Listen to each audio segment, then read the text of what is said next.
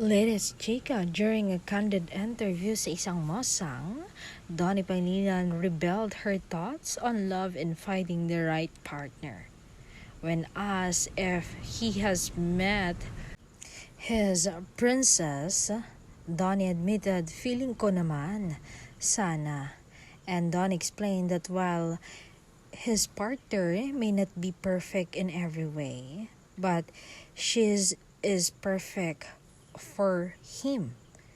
And he even told her, pag nag-break kami, hindi na ako magjojowa.